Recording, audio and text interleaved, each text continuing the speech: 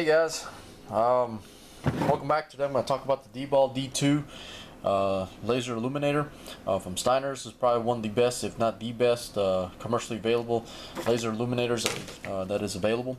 It comes in a simple package right here, a hard metal case, sorry, hard plastic case. Damn, it's like one of those Russian dolls here. Has the instruction manual, block of foam, and what do you know, another block of foam, and an ITAR card. The unit itself retails at probably about $1,300. I've seen them as cheap as $1,125, but ballpark is usually about $1,200, $1,300. Several key features about it. It says it's a dual beam aiming laser. It's got a visible green laser, an IR laser. It's eye-safe IR LED illuminator, and item number 9001. So I've used this thing pretty extensively the last couple of months because I recently just got a night vision stuff, and this is my first like night vision-esque kind of purchase. So I'll run through what the unit is, and we'll talk about the other jazz about it. So starting on the back, here it is already mounted to my AR. I've had this AR for a while. It's been mounted on my gun now for about 2 months. Took a 5-day class with it. I've had over another probably half a dozen night shoots at the sand pits. As they say, there's nothing there but sand and pit, and it's held up pretty well so far overall. So just kind of eyeballing it there. That right there is the IR illuminator with the lens cover on, and the laser right there, and right in the middle is the battery compartment for one CR23A battery. Just houses one. It's probably the biggest negative is because if you run a standard A2 front sight post, that battery compartment's in the way. You have to pop the unit off in order for you to change the batteries. So that's kind of annoying, unlike a PEG 15, which is a hell lot easier to remove the batteries. Anyways, on the back side, the primary aiming system here, components and stuff. Sorry, I gotta do a little bit of juggling.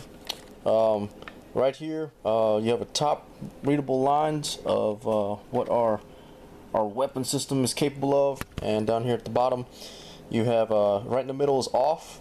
All the top buttons are pretty much well, you just turn this dial right here, like so, and it will set you a setting. All this means is pretty much all the top ones are for IR stuff, all the invisible super secret squirrel shit. And all the bottom ones is your visible lasers. LV down there for low visible green laser and high visible green laser. And the top ones are your illuminated laser and your illuminated laser illuminator combo. And of course over here you have a direct fire control button, as well as back here you have the pressure pad switch. Now I've attached this pressure pad switch right here. This is the original one. And it's looped around to the left side of my rifle. I haven't really figured out where I'm going to mount this thing yet. It probably won't stay on this rifle, hence why it's not really permanently fixed. So basics on operation. Alright, so basically the first thing you're going to do right here is you're gonna take the lens cover off here first. So illuminator here, just pop that cap off.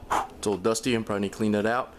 And then right over here is your lasers.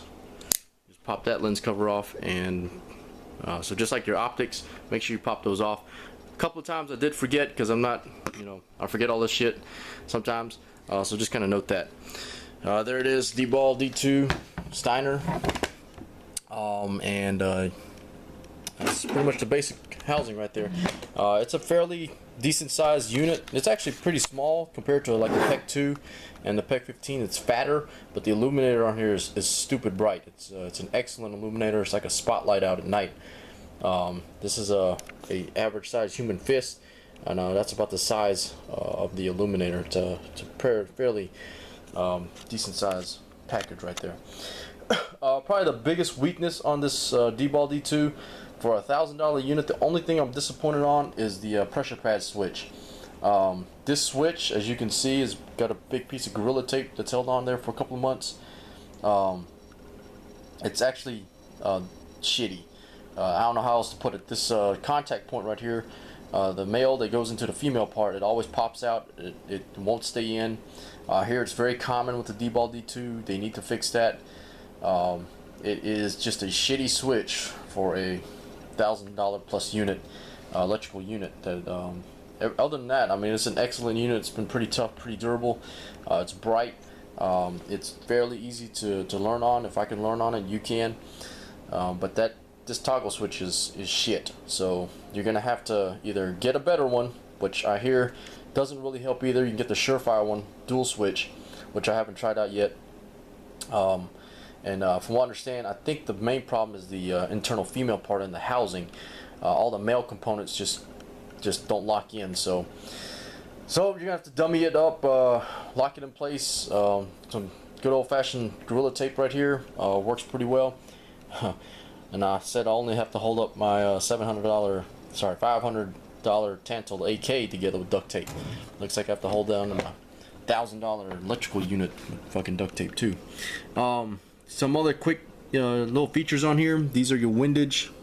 Your elevation up here, windage knob over here to adjust the laser.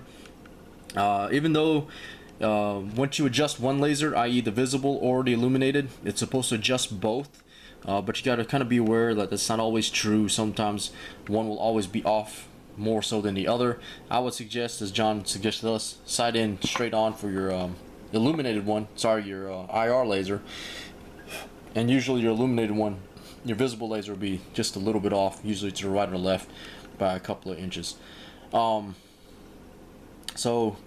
me, that's kind of true. It's a little low and right for me, about 3 inches at 100 yards. Which I'll show y'all a video about that later on. It's a very easy mounting system. It's just a QD lever right here. Just pop it off and it'll come right off. I don't want to take this one off because it might change my zero and fuck it up, because it's already a sensitive piece of electronic device as it is. The last little cool feature up here is the illuminator actually has an adjustable bezel. It's kind of like one of those old school Maglite bezels. You turn it all the way clockwise and it narrows the bezel, and it's got quite a ways to go. So if you want a penetrating beam right there, it will be narrow. And if you turn it all the way back here where it was, it's a wide beam. Good flood on there, which is it's very impressive in my opinion for a unit this size. Now, and it only runs on one CR123 battery. Just as a little note, I'm kind of ADD, but the pressure pad, one click, light pressure on there, and it's on off. It's like a dead man switch. 2 fast clicks and it's permanently on, as I can easily demonstrate with a green laser. So green laser high, 1 click. Oops, sorry. 1 click, and it's temporary. 2 clicks fast. Oops, 2. See, I don't do math well. 2 clicks on, and it's permanently on. Same thing with the fire button. Punch it, let it go, it's off. Punch it twice, and it's on permanently. So same deal.